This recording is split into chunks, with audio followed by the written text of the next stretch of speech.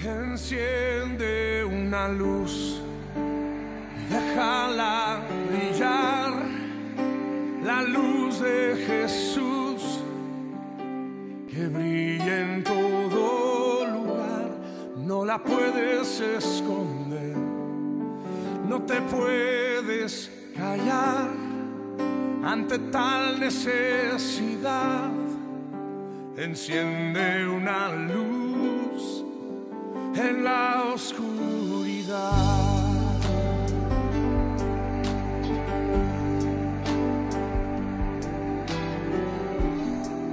¿Cómo pues invocarán a aquel en el cual no han creído?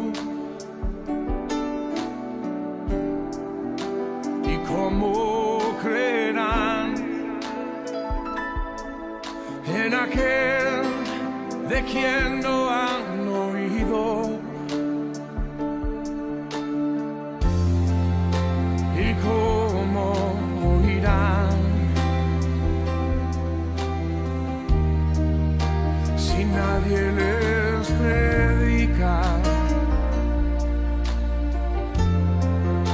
Hermosos son los pies de los que anuncian la paz, las buenas nuevas de Jesús.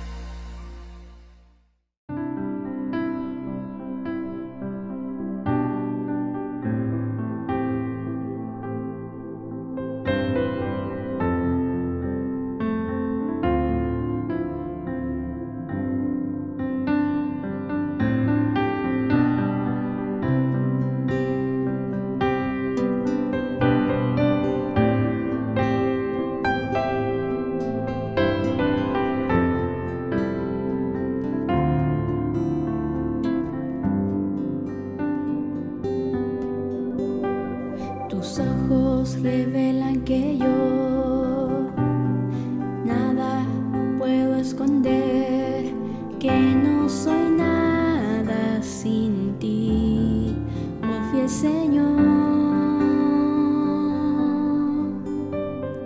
Todo lo sabes de mí, cuando miras el corazón, todo lo puedes ver muy dentro de mí.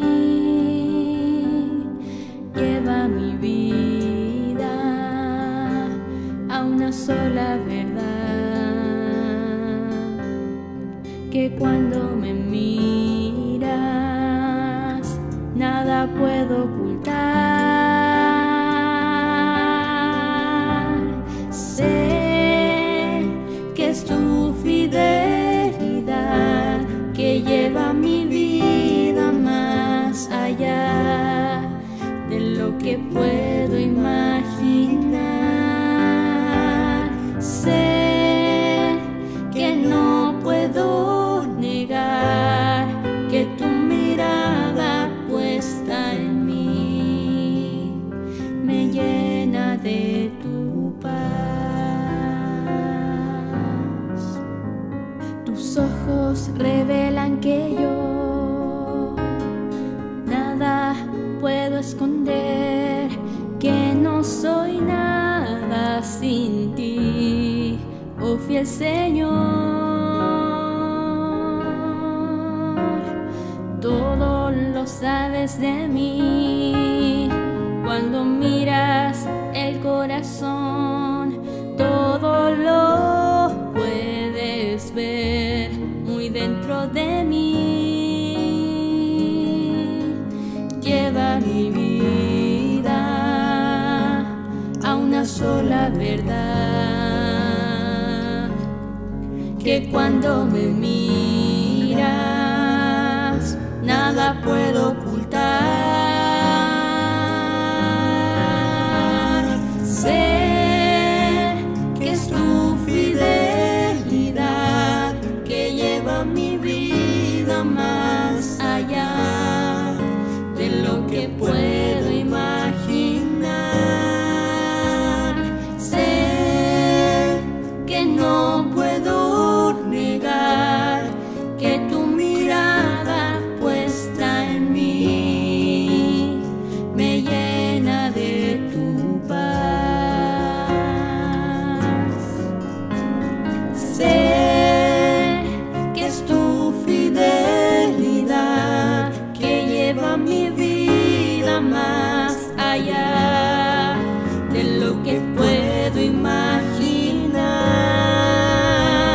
Sé que no puedo negar que tu mirada puesta en mí me llena de tu paz, que tu mirada puesta en mí me llena de tu paz, que tu mirada puesta en mí me llena de tu paz.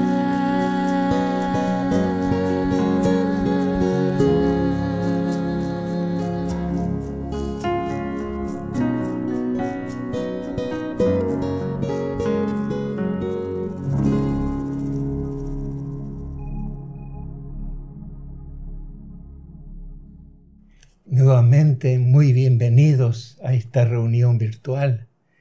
Y hoy vamos a hablar acerca del consejo de Dios en las parábolas de Jesucristo. Y en relación a esto, en Mateo capítulo 13, versículos 34 y 35, dice así: todo esto habló Jesús por parábolas a la gente, y sin parábolas no les hablaba, para que se cumpliese lo dicho por el profeta cuando dijo: abriré en parábolas mi boca, declararé cosas escondidas desde la fundación del mundo. Cuando nos referimos a las parábolas, podríamos estar hablando de cosas completamente distintas, aunque la palabra parábola sea exactamente la misma. Por un lado, una parábola en geometría son dos puntos que se equidistan en un plano cuya recta se llama directriz. La parábola aparece en muchas de las ciencias aplicadas. Una parábola es también la trayectoria de un objeto que se mueve bajo la influencia de la gravedad. Así, por ejemplo, en básquet, cuando el jugador arroja el balón al cesto por encima de otros jugadores, el balón hace una parábola para encestar. O cuando un delantero patea la pelota por encima del arquero y hace un gol, se dice que la pelota hizo una parábola por encima del arquero. O también el proyectil que sale disparado de un cañón hace una parábola en el aire antes de dar en el blanco. No va en línea recta, sino que hace una parábola, un arco, antes de golpear en el blanco.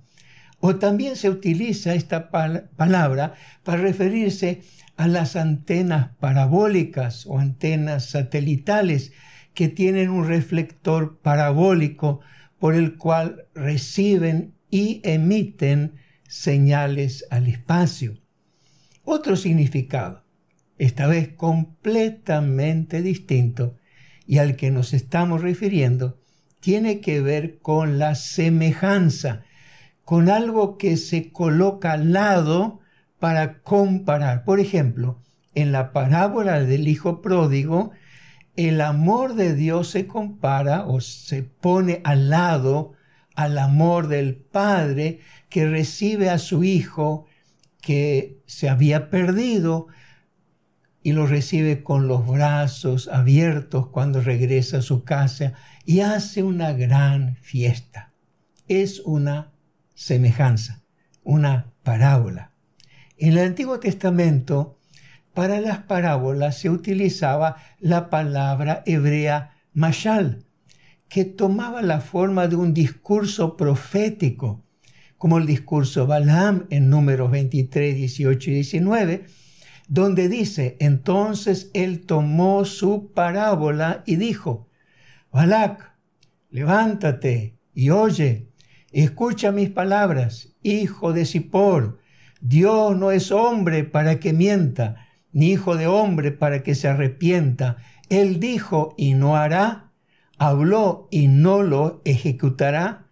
Notemos que aunque nosotros fuimos creados a semejanza de Dios, Dios no es igual a nosotros en cuanto a sus palabras, porque Él no miente. Dios no es hombre para que mienta. Aquí se da una comparación, una semejanza entre Dios y el hombre, y en esta semejanza Dios se lo muestra como uno que no miente. Las principales parábolas del Antiguo Testamento se relatan en diferentes libros, como por ejemplo el libro de los jueces, cuando los árboles eligen un rey, Jueces capítulo 9, 8 al 20, o en el libro de Samuel, cuando el profeta Natán trata de mostrar a David la terrible injusticia que había hecho, contándole una parábola del hombre pobre que tenía una sola ovejita, una ovejita que un hombre rico, para dar de comer a alguien que lo estaba visitando, la mató, para mostrarle que David representaba a ese hombre rico que se aprovechó del hombre pobre. O también la parábola de la viña en Isaías, capítulo 5, del 1 al 17, que dice: ahora cantaré por mi amado el cantar de mi amado por su viña. Y esperaba que diese uvas, y dio uvas silvestres. ¿Qué más podía hacer por mi viña que yo no haya hecho en ella? ¿Cómo esperando yo que diese uvas, ha dado uvas silvestres? O también en el libro del profeta Ezequiel se relatan las parábolas de las dos águilas y la viña, de los leoncillos, de la olla hirviente. Todas estas son solo una muestra para indicarnos que Jesús no trajo algo nuevo con las parábolas, sino que utilizó un método antiguo para enseñar cosas nuevas. Se cuentan 32 parábolas de Jesús en los evangelios de San Mateo, San Marcos y San Lucas, porque Jesús no hablaba a la gente sin parábolas, y sin parábolas no les hablaba. Hemos leído en Mateo 13:34, porque en sus parábolas podemos encontrar la respuesta a la vida y a los problemas que ahora estamos enfrentando. Veamos, ¿qué quiso enseñarnos Jesús con la parábola del sembrador? Una lectura superficial nos mostrará a un sembrador que siembra sus semillas y éstas caen en 4 lugares diferentes. Una cae junto al camino y no llega a germinar porque un ave se la come. Otra cae entre las piedras donde hay poca tierra y germina rápido, y rápido se seca porque no tiene raíz. Otra semilla cae entre espinos donde germina, pero no pueden seguir creciendo porque las espinas absorben todos sus nutrientes y se seca. Y otra cae en buena tierra donde germina, crece, da fruto y se reproduce. Luego Jesús explicó que los lugares donde cayeron las semillas son diferentes tipos de personas que escuchan la palabra de Dios. de las cuales unas no entienden nada y la semilla se pierde. Otras entienden, se entusiasman, pero al poco tiempo, cuando aparecen los problemas, abandonan todo y tampoco dan fruto. Otras personas están llenas de espinas y cardos que representan sus preocupaciones e intereses y no tienen tiempo para Dios. La semilla de la palabra crece en ellos, pero en un momento ese crecimiento se detiene, se estanca debido a sus muchas preocupaciones y tampoco se reproduce. En cambio, otras personas son la buena tierra que recibe la semilla y la hace germinar y producir a 30, a 60 y a 100 por uno. Vemos aquí que la semilla es la palabra de Dios y tiene poder inherente. Es una palabra que tiene vida y puede producir vida. Por lo tanto, si predicamos la palabra de Dios y no otras cosas o filosofías, debemos saber que esa palabra puede germinar, crecer y dar fruto a 100 por uno. El poder no está en el sembrador, el poder no está en nosotros, sino en la palabra de Dios, es decir, en la semilla. No es el mensajero, sino el mensaje lo que importa. El mensajero es el sembrador, es el portador de la semilla, nada más. Lo único que debe hacer es esparcirla y punto. El terreno es la gente. Y la gente es como es y no podemos cambiarla para que reciba el mensaje que predicamos. Cuando te sientes excesivamente responsable por los resultados, recuerda la parábola del sembrador, donde la semilla fue buena, porque representa la palabra de Dios. El sembrador fue fiel, porque la sembró, pero el resultado no depende ni de la semilla, ni del sembrador, sino de la tierra, es decir, de los que reciben la semilla. Así que, sembrador de la palabra de Dios, sigue sembrando, sigue predicando, porque el poder está en la semilla y el resultado no depende de ti, sino de la recepción de la gente en la cual siembras. Si retiene la palabra, germinará y crecerá y se multiplicará. Ahora, ¿qué quiso enseñarnos Jesús con su parábola del trigo y la cizaña? En Mateo 13, 24 al 30 dice, le refirió otra parábola diciendo, el reino de los cielos es semejante a un hombre que sembró buena semilla a su campo, pero mientras dormían los hombres, vino su enemigo y sembró cizaña entre el trigo y se fue. Y cuando salió la hierba y dio fruto, entonces apareció también la cizaña. Vinieron entonces los siervos del padre de familia y le dijeron, Señor, ¿no sembraste buena semilla en tu campo? ¿De dónde pues tienes cizaña? Él les dijo, un enemigo ha hecho esto. Y los siervos le dijeron, ¿quieres pues que vayamos y la arranquemos?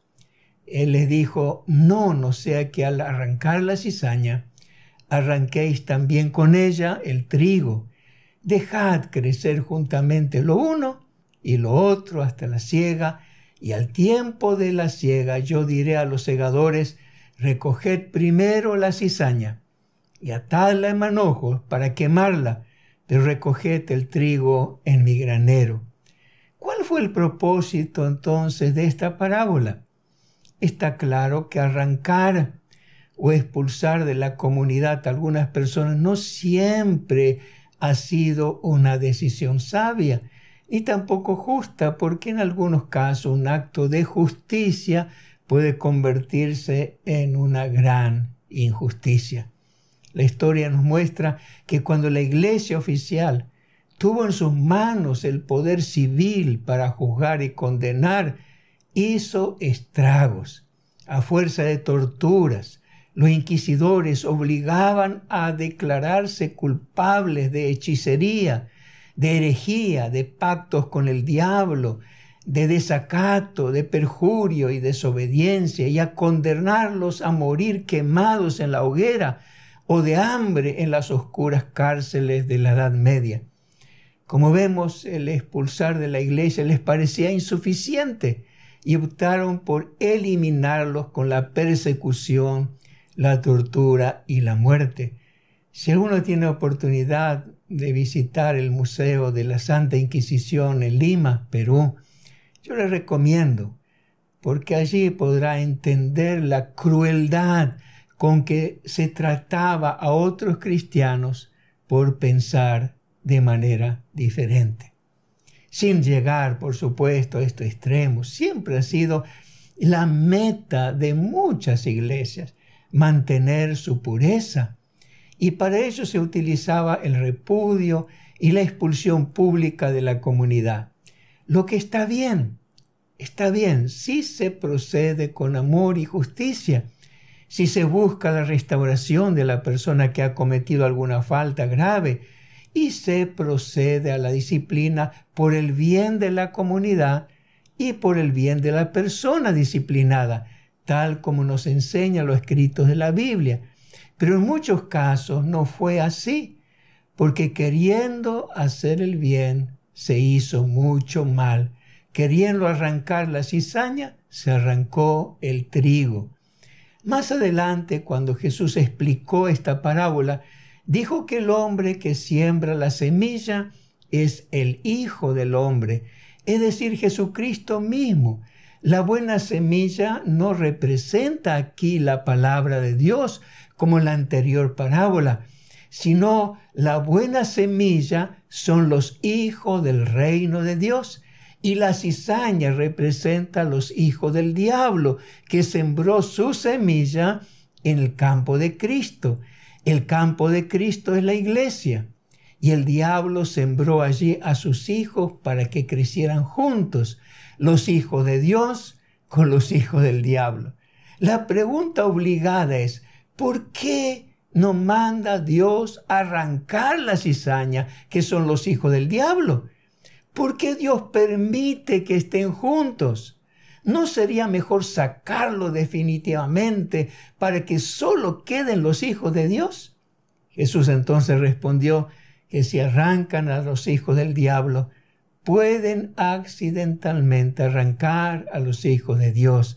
Por eso para Dios es mejor dejar las cosas como están hasta el día del juicio, y recién allí se hará la separación los unos de los otros. Por otro lado, podemos notar que el trigo no es afectado en su crecimiento, ni en su desarrollo, ni en su madurez por la cizaña. Los dos tallos crecen juntos, pero sin ser influenciados el uno por el otro. La cizaña crece como cizaña y el trigo crece como trigo. Los que son de Cristo no pueden ser influenciados por los hijos del diablo, porque la naturaleza interna de ambos es distinta. Una espiga de trigo nunca llegará a ser una espiga de cizaña, ni una espiga de cizaña jamás llegará a ser una espiga de trigo, porque su ADN es distinto, y el ADN del cristiano verdadero es el ADN de Cristo, porque ha recibido a Cristo, tiene el Espíritu de Cristo en su interior, porque ha nacido de nuevo y es un hijo de Dios. Y si hubiera peligro verdadero, Dios no permitiría que el trigo y la cizaña crecieran juntos. Dios no permitiría que sus hijos compartan el mismo espacio con los hijos del diablo. Pero como sabe que la cercanía del mal de ninguna manera afectará a los buenos, anuncia que los deje crecer juntos hasta el día del juicio. En tercer lugar, ¿qué quiso enseñarnos con su parábola de los talentos? En Mateo 25, 14 al 18 dice, porque el reino de los cielos es como un hombre que yéndose lejos, llamó a sus siervos y les entregó sus bienes. A unos dio 5 talentos, a otro 2, a otro 1, a cada uno conforme a su capacidad. Y luego se fue lejos. Y el que había recibido 5 talentos fue y negoció con ellos y ganó otros 5 talentos. Asimismo, el que había recibido 2 ganó también otros 2, pero el que había recibido 1 fue y cavó en la tierra y escondió el dinero de su señor. Debido a una interpretación de este texto a finales del siglo XIII y el siglo XIV de nuestra era, la palabra talento cambió su significado. Su significado original poco a poco, de manera tal que hoy día cuando alguien habla de un talento, se refiere a la capacidad o la aptitud de desempeñar una actividad. Por ejemplo, se habla del talento musical, el talento de la actuación, el talento deportivo, el talento creativo, el talento en aprender y hablar idiomas, el talento en matemáticas, el talento de la enseñanza, el talento para dibujar y pintar, y muchos otros talentos. Incluso algunos han relacionado los talentos con los dones espirituales que Dios dio a cada uno. Pero ninguno de estos talentos tiene algo que ver con la parábola de los talentos de Jesús. Se puede decir que esta interpretación que apareció hace más de 7 siglos atrás ha oscurecido lo que Jesús quiso enseñar con esta parábola. El talento era una medida monetaria que nació en Babilonia y se extendió en el mundo griego y romano.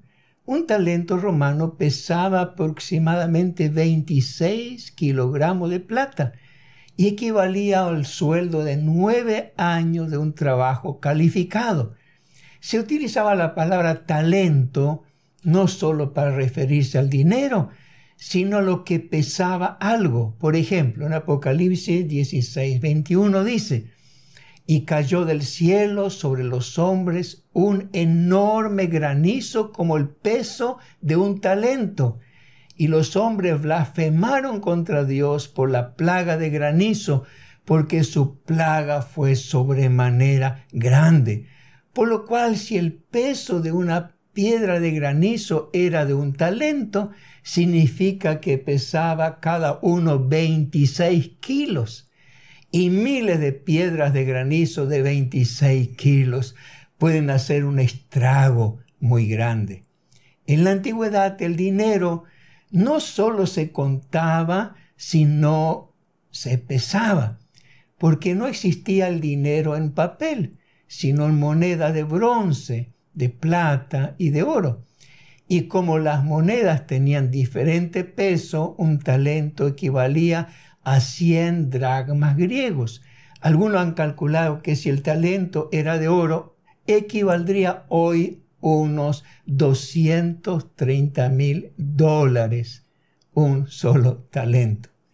Lo que Jesús realmente enseñó con la parábola de los talentos fue que en su reino, el reino de los cielos, tiene valor la persona productiva, la persona que invierte y multiplica sus ganancias. Y cuanto más produce, mayor será la recompensa. En otras palabras, para Jesús es vital un buen administrador por un lado y por otro un mal administrador que no produce. Se le quitará lo que tiene y será expulsado las tinieblas. En su reino, en el reino de Jesús, no son aceptados los que no producen. Recordemos que parábola es igual a semejanza, por lo cual Jesús no quiso decir que debemos poner nuestro empeño en tener cada vez más dinero, sino en que seamos cada vez más productivos de acuerdo a nuestra capacidad. Por ejemplo, el apóstol Pablo, cuando se convirtió al Señor, no se quedó en Damasco, ni tampoco en Jerusalén, sino que dijo más adelante: me esforcé a predicar el Evangelio, no donde Cristo ya hubiese sido nombrado. Tampoco se detuvo en su crecimiento personal, porque primero, si observamos en el libro de los Hechos, se los llamó hermano Pablo. Luego en Antioquía se le contaba entre los profetas y maestros, probablemente sea un maestro. Y más adelante fue llamado apóstol de los gentiles. Tampoco nosotros deberíamos conformarnos con lo que hemos alcanzado, porque siempre hay algo más. Siempre hay nuevas fronteras que traspasar, siempre nuevas metas y nuevos desafíos. Estuvimos a los pies de Jesús, nuestro Maestro, quien nos enseñó que el resultado de producir 30, 60 y 100 por uno depende de la tierra, es decir, de la persona que recibe el mensaje de la palabra de Dios. A las personas receptivas y que retienen lo que han aprendido, Jesús los llamó buena tierra. Son buena tierra si han entendido el mensaje, si no tienen dureza o piedras, sino que meditan en el mensaje con profundidad, y también son buena tierra si no ahogan el mensaje con las preocupaciones de la vida. Los que son buena tierra serán enormemente productivos. Estuvimos a los pies de Jesús, nuestro Maestro, quien nos enseñó que a veces, queriendo hacer el bien, como el hecho de arrancar la cizaña, podemos hacer mucho mal arrancando el trigo con la cizaña, y que lo mejor es dejar en mano de Dios, quien la arrancará en el tiempo del fin. Y por último, estuvimos a los pies de nuestro Maestro para aprender que todo lo que puso en nuestras manos debemos multiplicarlo. Como multiplicaron el dinero, es decir, el talento, los que lo recibieron según su capacidad. Y si Dios nos dio algo es porque ha creído que tenemos la capacidad de multiplicarlo. Todo lo tenemos a los pies de Cristo. Como dice un párrafo de la canción de Jesús Adrián Romero, cuando quieres huir porque no puedes más, porque solo te sientes entre los demás y no hay más en tus ojos brillo y emoción, y se cierra tu boca porque no hay una canción. Puedes sentarte a sus pies y de sus manos beber la plenitud que tu alma necesita. Puedes sentarte a sus pies y cada día tener una nueva canción y una nueva vida. Hoy puedes sentarte a los pies de Cristo y aprender, pero puedes sentarte a sus pies también para entregar tu vida, entregarle tu vida a Él, para decirle: Señor, toma toda mi vida. Pongo delante de tu presencia mis preocupaciones, mis angustias, el momento que estoy pasando. Yo sé que me entiendes. Sin duda alguna, Dios te entiende. Ven a los pies de Cristo y puedes decirle: Señor, enséñame, guíame en tu camino. ¿Podemos orar juntos para concluir este momento? Señor, gracias por tu palabra y por lo que hoy nos has enseñado como un buen maestro. Y vengo delante de ti con mi carga y mi necesidad. Oye mi oración, atiende mi ruego, respóndeme porque te necesito. Señor, que mi vida cambie, mi presente cambie y cambie mi futuro por tu gracia y por tu poder. En tu nombre, Jesús. Amén. Amén. Dios te bendiga. Que tengas una maravillosa semana. Nos vemos entonces la próxima semana en este mismo espacio.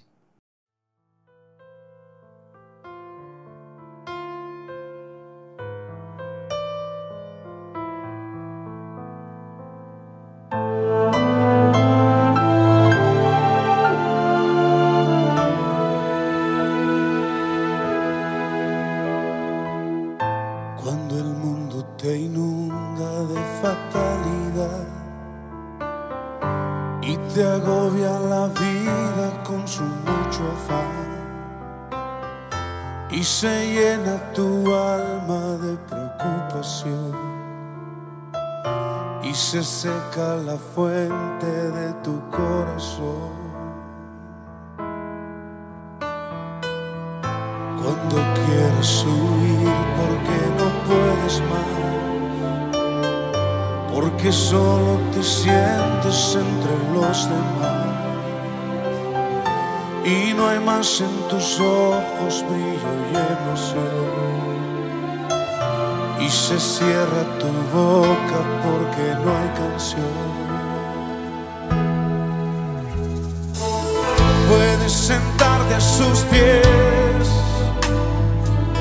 y de sus manos beber la plenitud que tu alma necesita.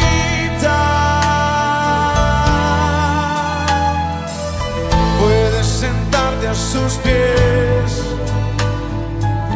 y cada día tener una nueva canción y nueva vida. A sus pies hay paz, gracia y bendición. A sus pies tendrás luz y dirección. La plenitud en él nunca se agotará. Puedes descansar en su presencia.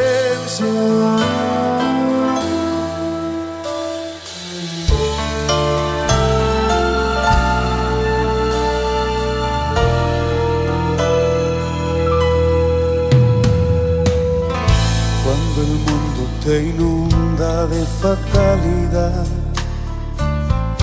y te agobia la vida con su mucho afán, y se llena tu alma de preocupación, y se seca la fuente de tu corazón. Cuando quieras huir porque no puedes más, porque solo te sientes entre los demás, y no hay más en tus ojos brillo y emoción, y se cierra tu boca porque no hay canción. Puedes sentarte a sus pies y de sus manos beber la plenitud que tu alma necesita. Puedes sentarte a sus pies y cada día tener una nueva canción y nueva vida. A sus pies hay paz, gracia y bendición. A sus pies tendrás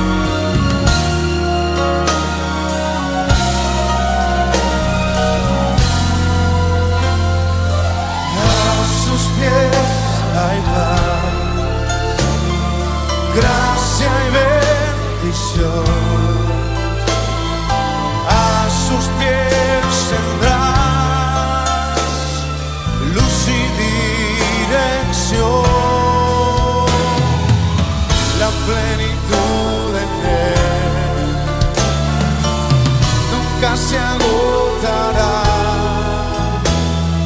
Puedes descansar